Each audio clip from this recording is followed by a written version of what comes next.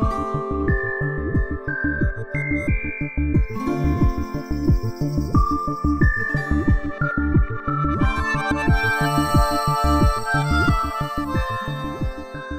Arun Kumar Biswas, detective fiction writer. আপনাদের আমন্ত্রণ জানাই ব্যানকফ নিবেদিত বই ভালোবাসি তোমার এই অনুষ্ঠানে। আপনারা জানেন এই অনুষ্ঠানে আমরা অতিথিদের সঙ্গে আড্ডা দেই বই বিষয়ক। আমাদের আজকের আড্ডার অতিথি রকিবুল হাসান, প্রযুক্তি বিষয়ক লেখক। কেমন আছেন ভাই? আলহামদুলিল্লাহ, ভালো আছি।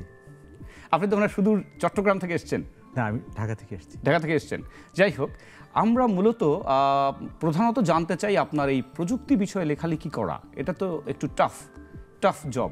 তো এই দিকে আপনার যে মনোনিবেশ করলেন, পেছনে অনুপ্রেরণা বা প্রয়োজনীয়তা কী ছিল, কেন করলেন?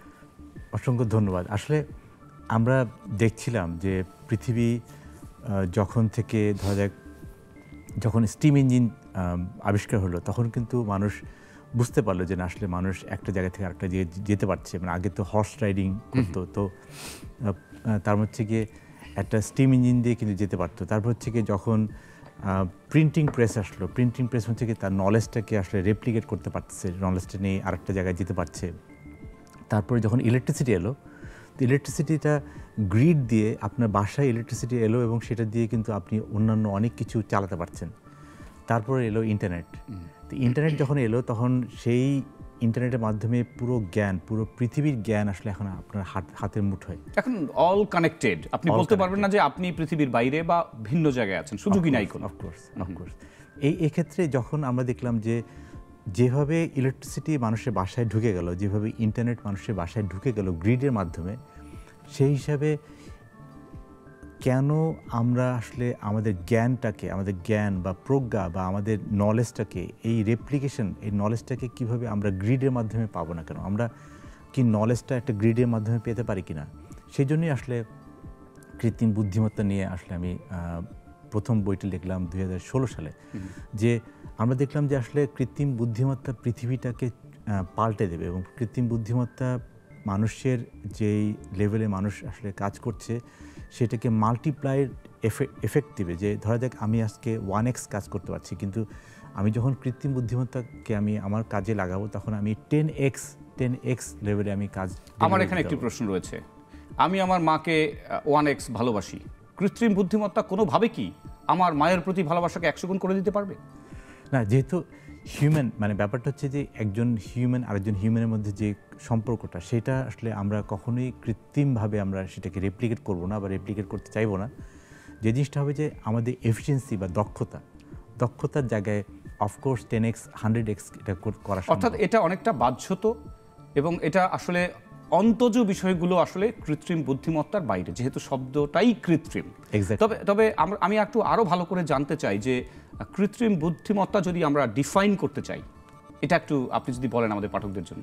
কৃত্রিম বুদ্ধিমত্তার সবচেয়ে সহজ উপায়টা হচ্ছে এরকম যে আমরা যে কাজটা আগে কি হতো, যে আগে মানুষ কিন্তু কায়িক পরিশ্রম, কিন্তু মানুষ একসময় কিন্তু এটাকে যন্ত্রের উপর দিয়ে দিল। মানে আমি এই জায়গা থেকে ওই জায়গায় যাব, আমি হেঁটে যাব না, গাড়িতে যাব। তা হচ্ছে কি আমি একটা যন্ত্রকে ব্যবহার করলাম। আমি একটা ক্রেন দিয়ে একটা অনেক টনেজ একটা জিনিস আমি এক জায়গা থেকে আরেক জায়গায় নিয়ে গেলাম। তা হচ্ছে কি মানুষ এটাকে যন্ত্র দিয়ে দিল। কিন্তু মানুষের সবসময় কিন্তু মানুষের একটা, আমি মনে করি যে মানুষের একটা শ্রেষ্ঠত্ব জাহির করার জন্য একটা জিনিস সুপ্ত সবসময় বাসনা থাকতো, যে কখনোই মানুষকে কেউ হারাতে পারবে না। মানুষের জ্ঞান, প্রজ্ঞা, মানুষের নলেজ, মানুষের যে বুদ্ধিমত্তা, এটা আসলে কেউ নিতে পারবে না। যেটা আইনস্টাইন কিন্তু অনেক আগে বলেছেন। আইনস্টাইন বলেছেন যে যেই প্রবলেমটা যেই লেভেলে তৈরি হয়, সেই প্রবলেমটা সেই লেভেলের ইন্টেলিজেন্স দিয়ে সমাধান করা সাস্টেনেবল না। আপনি একটু আপার লেভেলে যেতে হবে।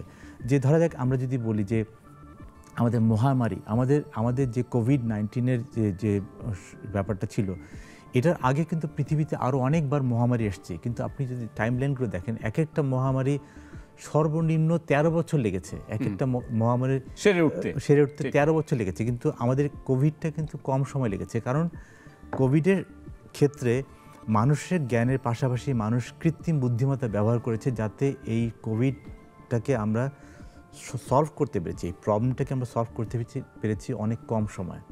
আমরা আসলে এইটা যদি একটু ব্যাখ্যা করেন, এখানে কৃত্রিম বুদ্ধিমত্তা কিভাবে অ্যাপ্লিকেবল হলো? কৃত্রিম বুদ্ধিমত্তার একটা বড় কাজ হচ্ছে কি ড্রাগ ডিসকাভারি। আমরা ড্রাগ ডিসকাভারি, ধরা যাক আমি আগে কি হতো বা এখনো কি হয় যে প্রতিটা মানুষের জন্য কিন্তু আলাদা আলাদা ড্রাগ করা যাচ্ছে না। তার হচ্ছে একটা পর্যায়ে কিন্তু সামনে এরকম আসবে যে আজকে আমি অ্যামক্সিসিলিন খাচ্ছি, যেটা হচ্ছে সবার জন্য বানানো হয়েছে, কিন্তু it will not be one size fit all, because প্রতিটা মানুষ ডিফারেন্ট, প্রতিটা মানুষের জেনেটিক্স ডিফারেন্ট, প্রতিটা মানুষের সব কিছু ডিফারেন্ট। সো সামনে আসলে ড্রাগ ডিসকাভারি বা এই জিনিসগুলো হয় যে প্রতিটা মানুষকে ধরে আসলে ড্রাগ ডিসকাভারি, যে কোন কোন ড্রাগটা কার জন্য প্রযোজ্য, মানে যেটাকে ডিজিজ স্পেসিফিক। Exactly. আমি সব একটা অ্যামক্সিসিলিন দিয়ে সব না জীবাণু মারতে পারবো না। Right right. না হলে আমি একটা ছোট্ট উদাহরণ দিই। আগে যখন বই টাইপ করে বেরোতো তখন কিন্তু একজন টাইপিস্ট বা কম্পোজিটরের অনেক গুরুত্ব ছিল। এখন সেটা নীলক্ষেতে হয়ে যাচ্ছে ওই দিনে ম্যাটার অফ সেকেন্ড। আগে একজন তথ্য আদান প্রদানের জন্য রানার যেত, আর এখন সেটা হয়ে যাচ্ছে ওই দিনে মাউস ক্লিক, ইমেইলের মাধ্যমে। এতে কিন্তু কিছুটা কর্মঘাটতি ঘটেছে, অন্তপক্ষে আমাদের প্রেক্ষিতে তো বলতেই পারি। এটা সমাধান কি হতে পারে? না, অফকোর্স আমরা যে জিনিসটা সবসময় বিশ্বাস করি যে রিস্কিলিং মানে আমি যেহেতু পৃথিবীর অনেক দেশ ঘুরেছি, অনেক দেশ দেখেছি, অনেক জায়গায় অনেক হাইটেক ইন্ডাস্ট্রিতে আমি এক্সপোজার পেয়েছি, আমার কাছে যেটা মনে হচ্ছে যে আমাদেরকে রিস্কিল করতে হবে, আমাদেরকে উপরে উঠতে হবে।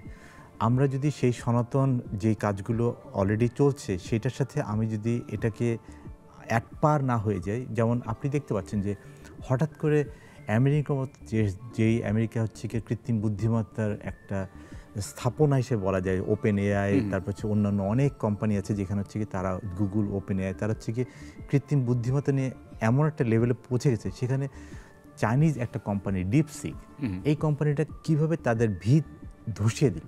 মানে ব্যাপারটা হচ্ছে এরকম যে চায়না বুঝতে পেরেছে যে কৃত্রিম বুদ্ধিমত্তা তাদেরকেও কিন্তু শাইন করতে হবে, তাদেরকেও উপরে উঠতে হবে। সো তারা আমেরিকা থেকে প্রযুক্তিটা নিয়েছে ঠিকই, কিন্তু সেখানে তারা এমন কিছু নলেজ, এমন কিছু এক্সট্রা কাজ তারা নিয়ে এসছে যেটা আসলে আমেরিকাকে ভাবিয়েছে যে আসলে এটা ওনারা কিভাবে করেছে। মানবিক কোনো বিপর্যয়ের সম্ভাবনা আছে কিনা?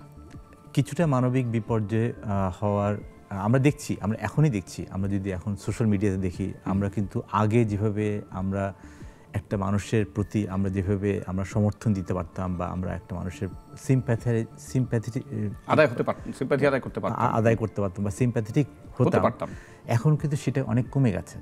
কারণ কমে যাওয়ার পিছনে শুধু প্রযুক্তি না, কারণ হচ্ছে কি অনেক চ্যানেল, মানে অ্যাজ এ হিউম্যান আমরা আসলে এখনই মনে করেন যে 20 থেকে 30টার মতো ইনফরমেশন ফ্লো আমরা পাচ্ছি। মানুষ তো আসলে এক সময় এখন হোয়াটসঅ্যাপ, একটু পরে মেসেঞ্জার, একটু পরে ফেসবুক, একটু পরে টিকটক, একটু পরে, এই যে এত বেশি ফ্লো অফ ইনফরমেশন, এটার জন্য কিন্তু মানুষের আসলে সিদ্ধান্ত নিতেও কিন্তু মানুষ একটু ঝামেলা হচ্ছে। তো এই জন্য আমরা বলি যে আমাদেরকে we have to stand still sometime, আমাদেরকে কিছু সময় আমাদেরকে ব্রেক নিতে হবে। আমাদেরকে আমরা যেটা বলি যে প্লাগ পুল আউট করতে হবে। যেমন আমি শনিবারে আমি যেটা করি, আমি শনিবারে আমি বেশি লিখি, তো আমি চেষ্টা করি যে শনিবারে ইন্টারনেট থেকে আমি বিচ্ছিন্ন থাকতে। যেটা আপনার ডাচ একটি শব্দ আছে নিক্সেন মানে ডুইং নাথিং মানে গো টু দ্য নেচার। গান শোনেন, আপনি লিখছেন, আপনি আপনার নাতনির সঙ্গে খেলা করছেন, এটা কিন্তু জীবনটাকে অনেক বেশি মানে আনন্দ পরিপূর্ণ করতে পারে।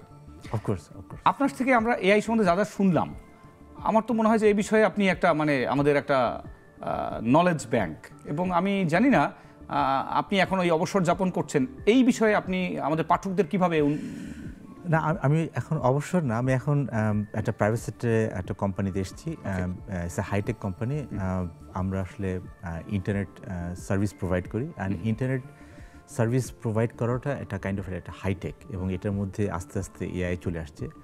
এবং এই জন্য এবার আসলে আমি যেহেতু এই কোম্পানিতে জয়েন করেছি Link3 টেকনোলজিস, এবং এখানে আমি জয়েন করেছি 3 বছর আগে।